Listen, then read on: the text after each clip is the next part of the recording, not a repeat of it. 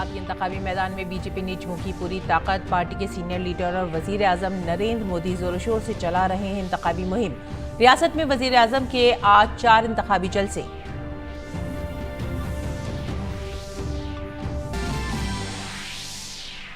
गुजरात में राय दहिंदगान को लुभाने के लिए दीगर सियासी पार्टियों ने भी लगाया एड़ी चोटी का जोर। कांग्रेस और आम आदमी पार्टी समेत मुतादिद पार्टियों के रहनुमा पूरे दमखम से चला रहे हैं इंतखाबी मुहिम।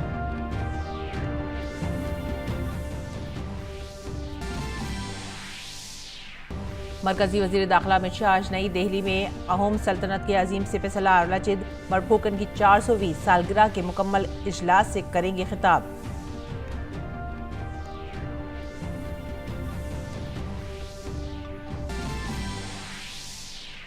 प्री बजट मुशावरात के तहत मरकजी वजीर खजाना निर्मला सीतारमण आज सेहत, तालीम, पानी और सफाई सुथराई समेत समाजी शोबे के माहिरीन और कारोबारी दुनिया के नुमाइंदों के साथ करेंगी मीटिंग।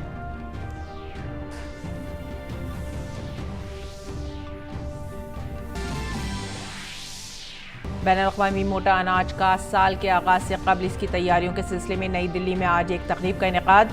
वजीर ख़ारजा डॉक्टर एस जयशंकर और वजीर ज़राअत नरेंद्र सिंह तोमर समेत सिफारतखानों के सरबराहान भी इस तकरीब में होंगे शरीक।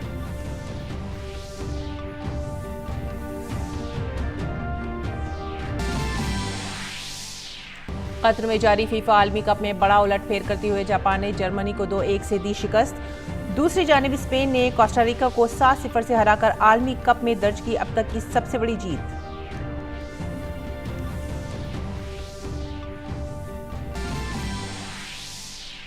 गोवा में जारी 53वें international film festival of India के 5वें दिन आज मुतादिद फिल्मों की स्क्रीनिंग के साथ ही 75 क्रिएटिव माइंड्स ऑफ टुमारो के मुंतखब नौजवानों को अवार्ड से नवाजा जाएगा।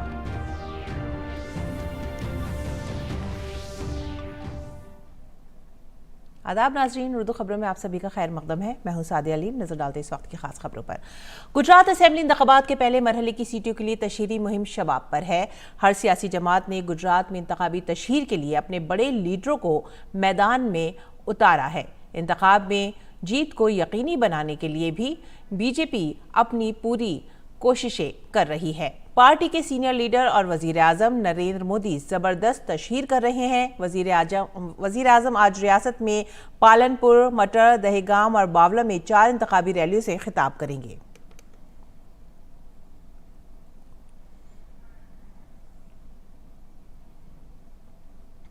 और दीगर सियासी जमातों ने भी गुजरात के वोटरों को अपनी तरफ मुतवज्जा करने के लिए एड़ी चोटी का जोर लगा दिया है। रियासत में कांग्रेस और आम आदमी पार्टी समेत मुख्तलिफ पार्टियों के रहनुमा पूरे जोर शोर से इंतखाबी मुहिम चला रहे हैं। कांग्रेस लीडर मोहन प्रकाश कच्छ में इंतखाबी मुहिम चलाएंगे, जबकि पार्टी रहनुमा तारिक अनवर भुज में पार्टी उम्मीदवार के लिए कमान संभालेंगे। आम आदमी पार्टी रहनुमा भी मुख्तलिफ मकामात पर इंतखाबी मुहिम चला रहे हैं। रियासत में पहले मरहले के लिए पोलिंग 1 दिसंबर को होगी।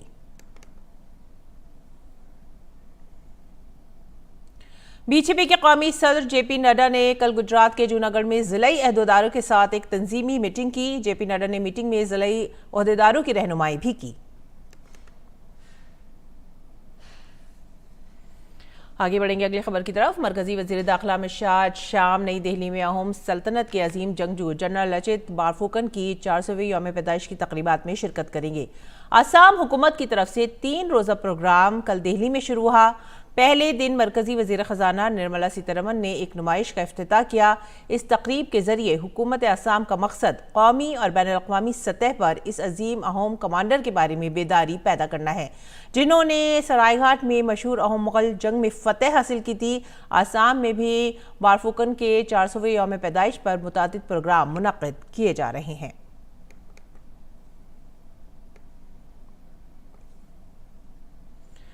बजट से पहले की मुशावरत के एक हिस्से के तौर पर मरकजी वजीर खजाना निर्मला सीतारमण आज सेहत, तालीम, पानी और सफाई सुथराई समेत समाजी शोबों के माहिरीन और कारोबारी दुनिया के नुमाइंदों के साथ मीटिंग करेंगी। कबल से मरकजी वजीर खजाना निर्मला सीतारमण ने मालियाती और सरमाया बाजार के माहिरीन के साथ प्री बजट 2023 मुशावरत के चौथे दौर की सदारत की। इससे पहले दिन में 2023 के लिए प्री बजट मुशावरत के तीसरे दौर की सदारत करते हुए वजीर खजाना ने ज़रई माहिरीन और ज़रई प्रोसेसिंग इंडस्ट्री के नुमाइंदों से भी बातचीत की।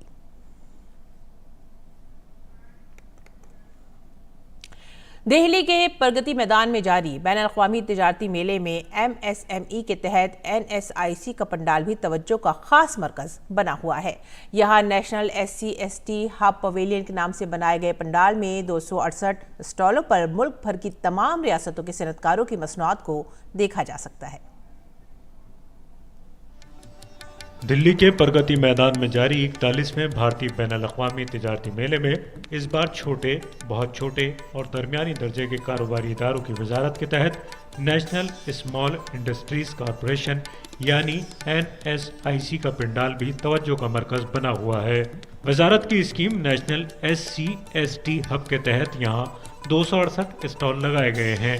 इसमें मुल्क भर की तमाम रियासतों के सनअतकार अपनी मसनूआत की नुमाइश कर रहे हैं। लोग यहाँ बहुत उत्साहित हैं। यहाँ पे 268 स्टॉल्स लगे हुए हैं micro small and medium enterprises के। इसमें जो 268 स्टॉल्स हैं ये हमने मंत्रालय की हमारी स्कीम है नेशनल SC/ST हब, उसके अंदर ये सारे स्टॉल्स लगाए गए हैं। तो entrepreneurs from all over the country her state से यहाँ आके पार्टिसिपेट कर रहे हैं। उनमें बहुत एक्साइटमेंट है, उनको यहाँ पे बड़ा अच्छा एक्सपोजर मिल रहा है और नए नए तरह के उत्पाद उन्होंने यहाँ दिखा रखे हैं। तो और अभी तो फेयर एंड होने को आ रहा है तो इनको काफ़ी अच्छा यहाँ पे उनको बिजनेस भी हुआ है। यहाँ 268 में से 191 नए सनअतकार भी देखे जा सकते हैं। MSME ने इनकी सलाहियत दिखाने और तरक्की के नए मौके पैदा करने के साथ ही खुद इन्हिसारी का मौका फराहम किया है, जिसे मेले में काफ़ी पसंद किया जा रहा है। NSIC मरकजी हुकूमत की स्कीमों की तरफ से इन कारोबारियों की भी हौसला अफजाई कर रही है। ग्रीश निशाना की रिपोर्ट, DD न्यूज़ उर्दू खबरें। ओडिशा के APJ अब्दुल कलाम जजीरे से बुध को औसत दूरी के बैलिस्टिक मिसाइल अग्नि 3 की कामयाब लॉन्चिंग की गई। ये लॉन्चिंग स्ट्रेटेजिक फोर्सेस की कमान की बाकायदा तरबियत के तहत की गई। वजारत दिफा ने बताया कि ये लॉन्चिंग पहले से तयशुदा मुद्दत के लिए और सिस्टम के सभी उसूलों के मुताबिक की गई है। और आइए रुख करते हैं वाराणसी का। वाराणसी में काशी तमिल संगमम कामयाबी के साथ जारी है। इसमें हिस्सा लेने आए तमिलनाडु के वफ्द की दूसरी टीम ने कल मुकद्दस गंगा नदी के साहिल पर वाक़े हनुमान घाट पर आस्था की डुबकी लगाई। उसके बाद वफ्द ने हनुमान घाट पर वाक़े सुब्रमण्यम भारती के घर का दौरा किया। सुब्रमण्यम भारती का कुंबा तमिल ग्रुप के आने से निहायत पुरजोश है।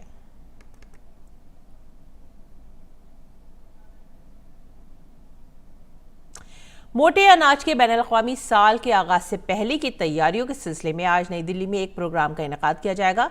इसमें वज़ीर ख़ारजा डॉक्टर S जयशंकर और वज़ीर ज़राअत नरेंद्र सिंह तोमर शिरकत करेंगे। तकरीब में गैर मुल्की सिफारत खानों के सरबराहान भी शिरकत करेंगे।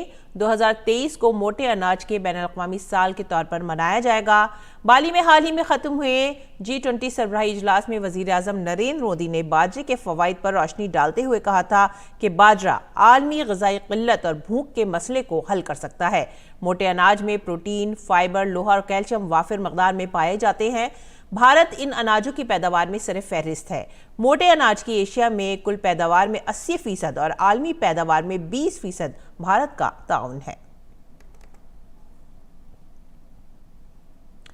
गोवा में जारी भारत के 53वें बैनुल-अक़वामी फिल्म फेस्टिवल में इस बार एक मुनफरिद पहल की गई है। पहली बार मुनक्किद होने वाले फिल्म फेस्टिवल में 75 तख्लीकी जहन रखने वालों को 5 टीमों में तकसीम किया गया है और 53 घंटों के अंदर मुख्तसर फिल्म बनाने का चैलेंज दिया गया है। ये चैलेंज कल दोपहर मुकम्मल हुआ और आज कल के मुंतखब नौजवानों के 75 तख्लीकी जहनों को नवाजा जाएगा। तमाम टीमों ने DD न्यूज़ के साथ अपने अपने तजर्बात शेयर किए। तो हमारे साथ ये टीम है 75 क्रिएटिव माइंड्स ऑफ इंडिया में से, जिन्होंने इस कॉन्टेस्ट में पार्टिसिपेट किया है। आइए उनसे जानते हैं कि उनका क्या एक्सपीरियंस रहा। प्रिया, कैसा एक्सपीरियंस था आपका?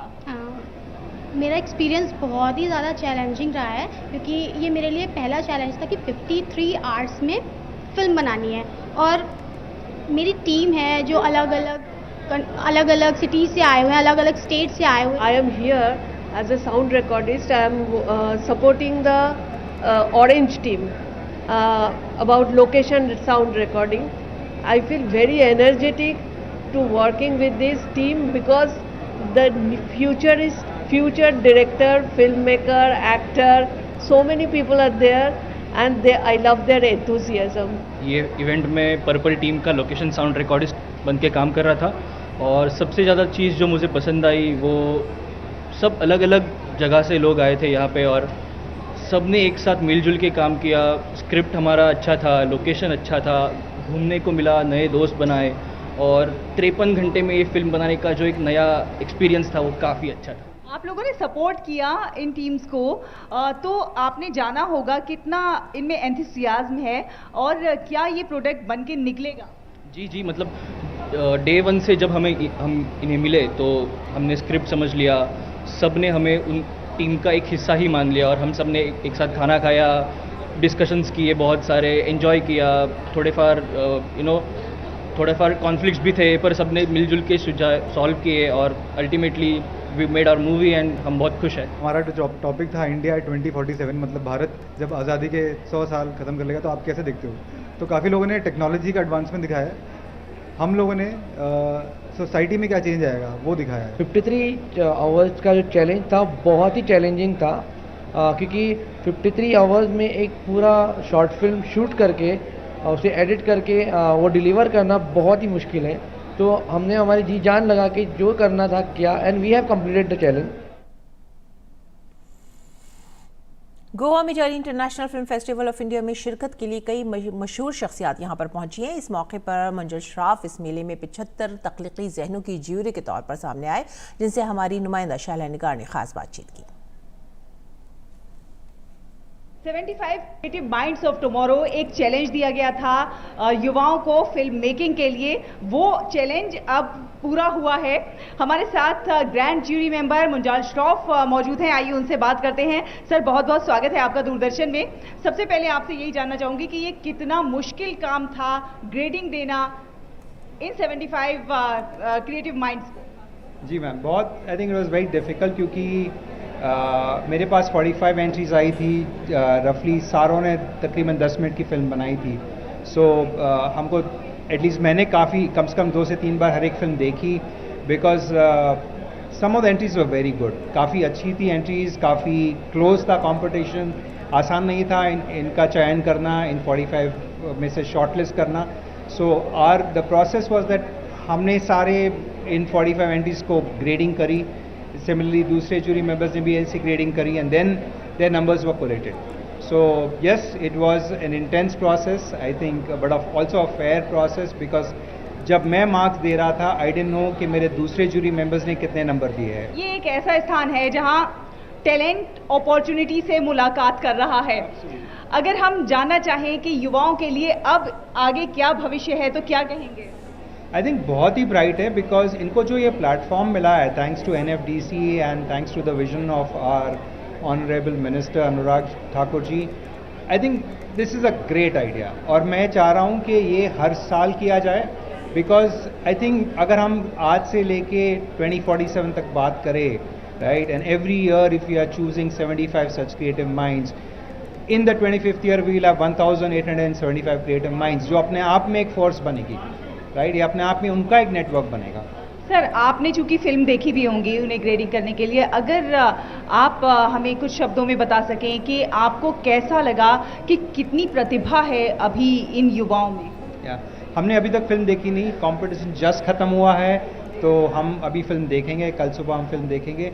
But yes, I have been interacting with some of the competitors and I think it's been amazing. काफ़ी इनोवेटिव थॉट प्रोसेस रहा है, काफ़ी टीम्स का, उनको जो बजट दिया गया था उन्होंने कैसे वो बजट यूटिलाइज़ किया है, किसी ने टैलेंट पे स्पेंड किया है, किसी ने टैलेंट पे स्पेंड नहीं किया है, उन्होंने किसी ने इक्विपमेंट पे स्पेंड किया है, किसी ने प्रॉप्स पे स्पेंड किया है, one of the teams rented a BMW, you know. तो आई थिंक ये एक बहुत इंटरेस्टिंग चीज़ देखने में आ रही है कि हर एक टीम का अप्रोच इतना अलग था, यू नो। आई थिंक दूसरी एक इंटरेस्टिंग चीज़ ये रही है कि जो सारे कॉम्पिटिटर्स थे ये अलग अलग स्टेट से आए, right, and then suddenly to come and work together non stop for 53 hours and to make a film, ये बहुत चैलेंजिंग चीज़ है अपने आप, even for an individual film maker to make a film.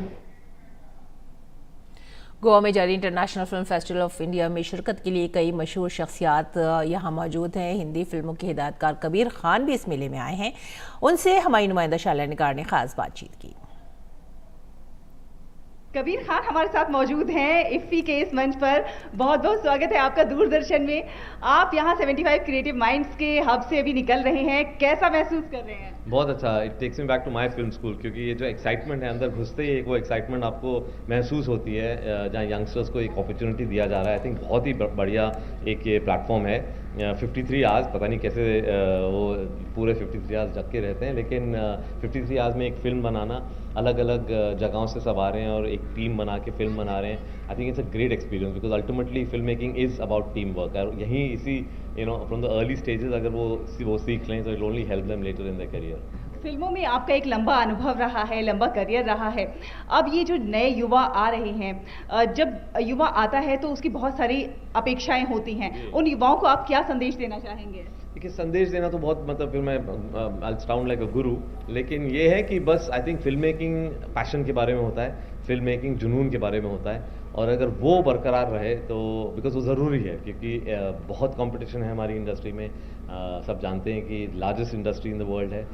तो जब आप कोशिश करते हैं उसमें एक आपको ब्रेक मिलना, तो बहुत फ्रस्ट्रेशंस भी होती हैं, बहुत हर्डल्स भी आते हैं, लेकिन अगर जुनून कायम रहेगी तो you will definitely make it. अगर आपके आने वाले आपके जो प्रोजेक्ट्स हैं उनके बारे में बात करना चाहूँ तो आप क्या बताएंगे कि अभी क्या कुछ दर्शकों को देखने को मिल सकता है? ज़्यादा तो नहीं बोल सकता because it's still early days, लेकिन हाँ, हमने अनाउंस किया कि मैं मार्च में शुरू कर रहा हूँ एक फिल्म, उसमें कार्तिक आर्यन लीड एक्टर हैं। उसकी कहानी के बारे में ज़्यादा अभी नहीं कह सकता, वो may be next month announce करेंगे हम। तो बिल्कुल दर्शकों का इंतजार रहेगा आपकी अपकमिंग फिल्म का। बहुत बहुत धन्यवाद दूरदर्शन से बात करने के लिए। गोवा में जारी international film festival of India में शिरकत के लिए कई मशहूर शख्सियात मौजूद हैं। हिंदी फिल्मों के अदाकार संजय शर्मा भी इस मेले में हैं, जिनसे हमारी नुमाइंदा शैला निगार ने खुसूसी गुफ्तगू की। हमारे साथ संजय शर्मा जी हैं। इन्हें भला कौन नहीं जानता है, तमाम इनकी बॉलीवुड में फिल्में आई हैं, यहाँ तक कि अंतर्राष्ट्रीय फिल्मों में भी उन्होंने काम किया है। आपने गोल में देखा होगा, खिचड़ी में देखा होगा, जानी मन, और भी बहुत सारी 30 से ज्यादा फिल्मों में काम किया है संजय शर्मा जी ने। आज इफ्फी के इस मंच पर हमारे साथ मौजूद हैं। बहुत बहुत स्वागत है दूरदर्शन में आपका। Thank you. ये पहला बार मौका मिला दूरदर्शन में आने का, और हालांकि पहले सीरियल कर चुका हूँ, बट ऐसे आप लोगों से रूबरू होने के लिए धन्यवाद मुझे यहाँ मिलने के लिए और मेरा इंटरव्यू लेने के लिए। आप इफ्फी के इस मंच पर आए हैं, अभी आप बहुत सारी फिल्मों में नजर नहीं आ रहे हैं, क्या कारण है इसका कि आप फिल्में नहीं कर रहे हैं? अभिनय करने के बाद मुझे ऐसा लगा कि कुछ अब पीछे भी किया जाए। अभिनय तो कर लिया हूँ, तो इन दिनों मैं विज्ञापन प्रस्तुत करता हूँ, प्रोड्यूस कर रहा हूँ मैं काफ़ी सारे बॉम्बे से।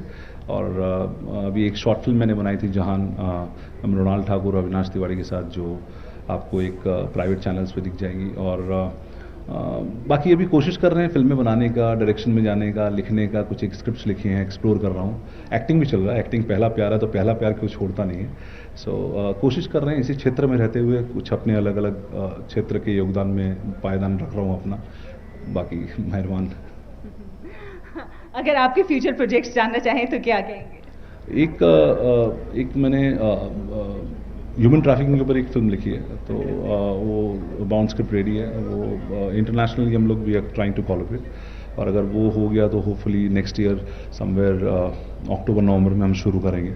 सो वो अंग्रेजी में बनेगी, और वो ह्यूमन 3 लड़कों की कहानी, तो उसके ऊपर फिल्म बनाएंगे। वो एक है, और एक 2 और प्रोजेक्ट्स हैं जिसमें हम वर्कआउट कर रहे हैं, तो अगर वो होगा तो। और शॉर्ट फिल्म्स तो बनती रहती हैं, वो बना रहे हैं बैक टू बैक। आपका कोई बहुत महत्वपूर्ण डायलॉग जो आपको लगता हो आप बार बार बोलना चाहते हो और दर्शक भी उसे बार बार सुनना चाहते हो? मेरा गोल फिल्म में एक डायलॉग था जहां पर मैं फुटबॉल टीम के लिए एक सलून नाई का स्पॉन्सरशिप लेके आता हूं, तो Pammi hair salon for men करके। तो वो काफ़ी हिलेरियस लाइन था, और काफ़ी लोगों ने उसको अभी भी याद करते हैं। जितना अभी भी आज इन दिनों में काफ़ी लोगों से मिला तो उन लोगों ने बोला कि पम्मी हेयर सलून होना। यस, तो दैट वाज वन। और जानेमन में भी एक बहुत अच्छा कोकी कैरेक्टर था मेरा, तो वो भी पांडे जी, वो भी काफ़ी हिट था। सो काफ़ी ऐसे बहुत सारे हैं छोटे मोटे कैरेक्टर करते रहते हैं। बहुत धन्यवाद आपका दूरदर्शन से बात करने के लिए, और आपको भविष्य के लिए बहुत शुभकामनाएं। धन्यवाद, थैंक यू वेरी मच। और आइए रुख करेंगे कुछ दीगर खबरों का।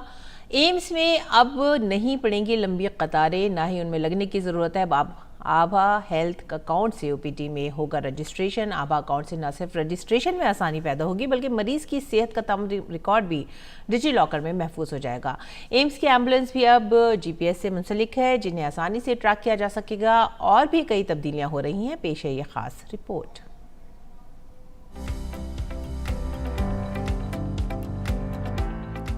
आने वाले दिनों में एम्स में इस तरह की लंबी लाइनें नहीं लगेंगी। नई दिल्ली एम्स में ओपीडी का रजिस्ट्रेशन आभा हेल्थ अकाउंट के जरिए होगा। मरीज को अपने मोबाइल से इस क्यूआर कोड को स्कैन करना होगा और उनका पूरा डिटेल ओपीडी कार्ड बनकर इस कंप्यूटर में आ जाएगा। इससे कम वक्त में ज्यादा से ज्यादा लोगों का ओपीडी कार्ड बन सकेगा। यही नहीं, मरीज यहीं पर अपना आभा आईडी भी बनवा सकेंगे। आभा यानी आयुष्मान भारत हेल्थ अकाउंट, जो आयुष्मान भारत डिजिटल मिशन के तहत बनाया जा रहा है। पेशेंट के पास आभा नंबर है और वो आभा नंबर आके स्कैन करता है, तो स्कैन करते ही अपने आप उसका डिटेल्स सिस्टम में आ जाता है, ताकि उसकी रजिस्ट्रेशन एक तो जल्दी होगी और जो भी उसका ऐसा एंट्री होना है उसमें कोई एरर की प्रोबेबिलिटी नहीं रहती, क्योंकि उसका आभा नंबर बनता है, आधार या उसका ड्राइवर लाइसेंस की डिटेल्स आता है, तो उसी डिटेल ऑटोमेटिकली फेच हो जाता है। यही नहीं, एम्स के एम्बुलेंस भी अब जीपीएस सिस्टम से लैस हैं। इससे इनको ट्रैक करने में आसानी हो रही है। हमारे सारे एम्बुलेंस में जीपीएस जियो टैगिंग है, जिससे कि हमें हमारे एम्बुलेंस का exact location, turn around time तथा उसके साथ कौन सा ड्राइवर और कौन सा ईएमटी गया है और उसने कितने मिनट में अपना ट्रिप कंप्लीट किया, कितने मिनट में वो लोकेशन पे पहुंची, ये सारी इन्फॉर्मेशन हमें वहां से मिलती है। आईसीयू में भीड़ भाड़ ना हो, इसके लिए आईसीयू में भर्ती मरीजों के अजीजों से बात कराने के लिए वीडियो कॉल का भी इंतजाम किया जा रहा है। बिगेस्ट चैलेंज क्या होता है, आईसीयू में पेशेंट्स के बारे में लोग जाना चाहते हैं और इमरजेंसी वार्ड में भी जाना जा सकते हैं, जिसमें जाना नहीं चाहिए और भीड़ बन जाता है और इन्फेक्शन चल जाता है। उसके भी हम एक वीडियो कॉलिंग सिस्टम बना रहे हैं, ताकि हम पेशेंट्स का अटेंडर्स को, जो इमरजेंसी के सामने आप देख सकते हैं कि वहाँ बैठ सकते हैं, हम वीडियो कॉल करके उनको अपना पेशेंट का कंडीशन बता सकते हैं। इसके बारे में भी हम कर रहे हैं। एम्स में मरीजों की भीड़ को काबू में करने के लिए कई कदम उठाए जा रहे हैं। जहां एक तरफ तकनीक का इस्तेमाल किया जा रहा है, वहीं एम्स में आलूदगी ना हो, इसके लिए ग्रीन गाड़ी भी चलाई जा रही है। बैटरी से ऑपरेटेड ये कार अब मरीजों के साथ साथ एम्स स्टाफ को भी लाने ले जाने का काम कर रही है। Nitendra Singh, DD news, Delhi. नाज़रीन, आज सिखों के नवे गुरु तेग बहादुर जी का यौम शहादत है। गुरु तेग बहादुर को खराज अक़ीदत पेश करते हुए सदर जमहूरियत द्रौपदी मुर्मू ने कहा कि मजहब के तहफ़्फ़ुज़ के लिए उनकी जान की कुर्बानियों को हमेशा ही याद रखा जाएगा।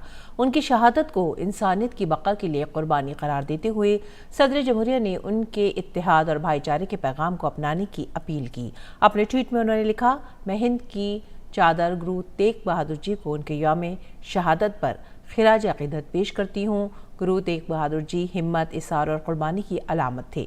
उन्होंने मजहब और माशरे की हिफाजत के लिए अपना सब कुछ वक्फ कर दिया। उनकी ज़िंदगी और तालीमात तमाम अहले वतन के लिए मशअल राह हैं। बैनुल-अक़वामी खबरों में, अमरीका में वर्जीनिया के वॉलमार्ट स्टोर में हुई ज़बरदस्त फायरिंग के बाद पूरे इलाके में अफरा तफरी का माहौल बन गया है। एक नौजवान ने 6 लोगों का गोली मारकर कत्ल कर दिया। उसके बाद गोली चलने वाले नौजवान ने खुद को भी गोली मार ली, जिससे उसकी मौत हो गई। भगदड़ में कई लोग जख्मी भी हुए हैं, जिन्हें इलाज के लिए अस्पताल में दाखिल कराया गया है। मौसला इतलात के मुताबिक फायरिंग करने वाला नौजवान इसी स्टोर का मुलाजिम था। जिस वक्त ये वाक़या पेश आया, स्टोर बंद करने का वक्त था। नौजवान ने ऐसा क्यों किया, इसकी अभी तक कोई वजाहत सामने नहीं आई है। इस वाक़े के बाद से पुलिस ने एक बयान जारी करते हुए कहा है कि हमें जांच में ताउन करें और आम लोग स्टोर से दूर रहें। सबसे बड़े थोक फरोश वॉलमार्ट ने बयान जारी करके वाक़े पर अफसोस का इजहार किया है। ख्याल रहे कि इस साल अमेरिका में अब तक 600 से ज़्यादा फायरिंग के ऐसे वाक़यात दर्ज किए जा चुके हैं।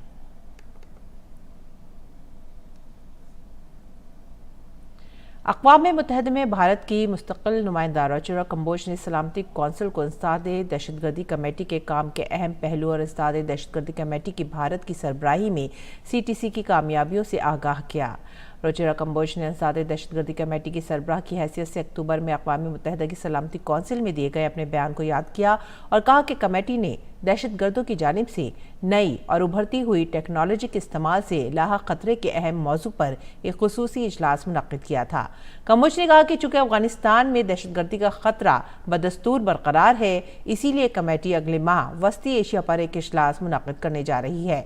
आपको बताते चलें कि इंसदाद दहशतगर्दी कमेटी कॉन्फ्रेंस के पहले दिन 28 अक्टूबर को मुंबई में और दूसरे दिन 29 अक्टूबर को नई दिल्ली में कॉन्फ्रेंस का इनेकाद किया गया था। सेहत से मुतालिक खबरों में वर्ल्ड हेल्थ ऑर्गेनाइजेशन WHO और US centre for disease control and prevention ने बुध के रोज़ कहा कि कोरोना वायरस की वबा के आगाज़ के बाद से खसरा की टीकाकारी में नुमायां कमी आई है, जिसके नतीजे में गुज़िश्ता साल तकरीबन 4 करोड़ बच्चों को टीके की खुराक की अदम दस्तियाबी का रिकॉर्ड बुलंद सतह पर पहुँच गया।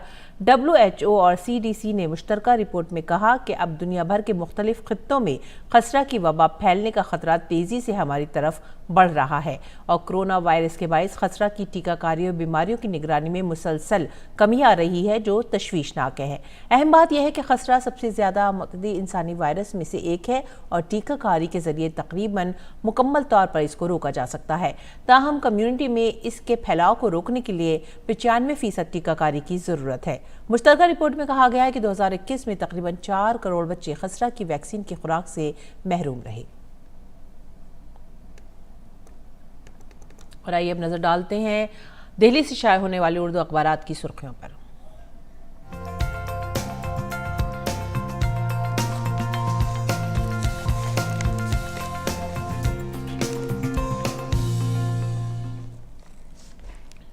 और उर्दू अखबारात के जायजे में जो सबसे पहली खबर हम ले रहे हैं वो है रोज़नामा इनकलाब से और ये है 9 मुंतखब इलेक्शन कमिश्नर्स की तकर्री की फ़ाइल तलब।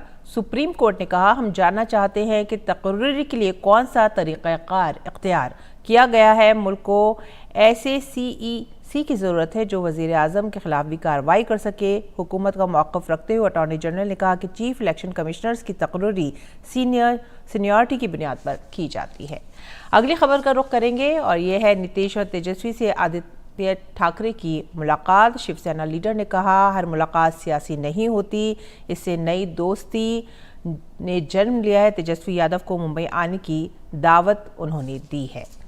आगे बढ़ेंगे अगली खबर की तरफ और ये आसियान ममालिक से मुतालिक खबर है। इसमें आसियान ममालिक के वज़राए दिफ़ा के इजलास में आसियान ममालिक के साथ ताउन बढ़ाने पर हिंदुस्तान ने अपने अज़्म का इजहार किया है। आगे बढ़ते हैं रोज़नामा राष्ट्रीय सहारा की तरफ। इनकी जो पहली सुर्खी है वो सुप्रीम कोर्ट को याद आए साबिक़ chief election commissioner TN Seshan. 5 रुकनी बेंच का इलेक्शन कमीशन के मौजूदा हालात पर इजहार तशवीश। अगली खबर का रुख करते हैं हमारा समाज से। ज्ञानवापी अंजुमन इंतज़ामिया की अर्जी पर समाअत अब 29 नवंबर को होनी है। जो अगली सुर्खी है वो अखबार मशरक़ से है और वो मगरबी बंगाल से मुतालिक है। मगरबी बंगाल के नए गवर्नर CV आनंद बोस ने हलफ ले लिया है। आगे बढ़ेंगे। स्टॉक मार्केट में तेज़ी बरकरार है। इसके बाद जो अगली सुर्खी ली है हमने है वो है हिंद बहरुल काहिल में खुशहाली के लिए बहरी खित्ते में अमन ज़रूरी है, एडमिरल का बयान। और उसके बाद त्रिपुरा का रुख करते हैं। त्रिपुरा में असेंबली इंतखाबात की तैयारियां ज़ोर शोर से शुरू हो चुकी हैं। तमाम 8 अजला के डिस्ट्रिक्ट मजिस्ट्रेट और सुप्रिटेंडेंट के साथ इलेक्शन कमीशन की मीटिंग हुई है। अगली सुर्खी है हज से मुतालिक। नए हज पॉलिसी 2023 और 2027 की तश्कील के मरहले के लिए पेश की मुशावरती मीटिंग का इनेकाद किया गया है। तो ये थे आज के उर्दू अखबारात और उनकी सुर्खियाँ। और अब रुख करते हैं खेल के मैदान का। अब बात कतर में जारी फीफा आलमी 2022 की। बुध को खेले गए पहले मैच में ग्रुप F में मौजूद क्रोएशिया और मराकश की टीमें आमने सामने थीं। दोनों टीमों के दरमियान मैच बगैर किसी गोल के बराबरी पर ख़त्म हुआ। मैच में दोनों टीमों की जानिब से गोल करने की भरपूर कोशिशें भी की गई, लेकिन दोनों में से कोई भी टीम गोल करने में कामयाब नहीं हो सकी। दोनों मुल्क अपना 6ठा वर्ल्ड कप खेल रहे हैं। बात अगर जर्मनी की करें तो कतर में जारी फुटबॉल वर्ल्ड कप में बुध को एक और बड़ा उलटफेर देखने में आया है। 4 मरतबा की चैंपियन जर्मनी को अपने पहले ग्रुप मैच में जापान के खिलाफ शिकस्त का सामना करना पड़ा है। ग्रुप ई में जापान ने यह मैच 2-1 से अपने नाम कर लिया। और आइए मुल्क भर के मौसम का मिजाज जान लेते हैं।